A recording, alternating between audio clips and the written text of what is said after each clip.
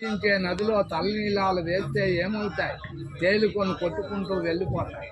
కానీ అమ్మవారు వేసిన తలనీలాలు విచిత్రముగా గిరగిరా తిరుగుతూ మునిగిపోయారు.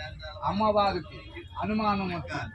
తన తల్లి అయినటువంటి భూదేవిని చేసి, అమ్మ, మేము ఏమి దానం చేయించాం, తలనీలాలు యమునామాతకు సమర్పించాం, ఎందుచేతనో మునిగిపోయారు. మా యందు ఏమైనా దోషముందా? తల్లి, ఈ ప్రయాగ క్షేత్ర మహత్యం వల్ల ఇక్కడ ఏ దంపతి అయినా దేవీ దానం చేయిస్తే తలనీలాలు మునిగిపోతాయి కానీ తేలవు. కాబట్టి మీ యందు ఏ దోషం లేదు అని చెప్పింది భూదేవి.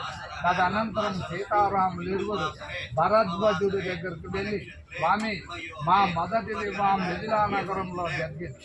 ఈ రెండవ వివాహం ప్రయాగలో ఉన్నటువంటి భరద్వాజుడు నువ్వు చేశావు. కాబట్టి నీకు ఏ దక్షిణ తాంబూలాలు కావాలో కోరుకోమన్నాడు శ్రీరాముడు. అయితే భరద్వాజుడు అన్నాడు, సప్త ఋషాయ బ్రాహ్మణ దంపతి భోజన భుజ్యమం సంప్రదాయం. ఈ వివాహ సమయంలో ఈ ప్రయాగలో 7 బ్రాహ్మణ దంపతులకు మాత్రమే భోజనం.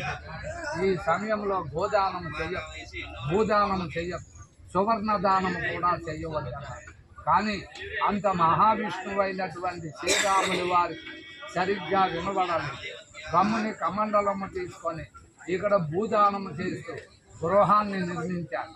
దాని ఫలితమే సీతా వియోగమని రామాయణం చెప్పబడుతుంది. సీతారాములు వేరుగా ఎందుకైపోయారు? ఈ ప్రయాగలో బ్రాహ్మణుడికి భోజనం తప్పిస్తే మరి ఏ దానం చెయ్యరాదు, చెయ్యకూడదు. అనాదిగా వస్తున్నటువంటి ఆచారం చెప్తున్నా. ఈ సంస్థలో మీరు ₹1,00,000 కట్టినా ఇక్కడ చేయించే బ్రాహ్మణులకు అన్నదానం చేసే ఆచారం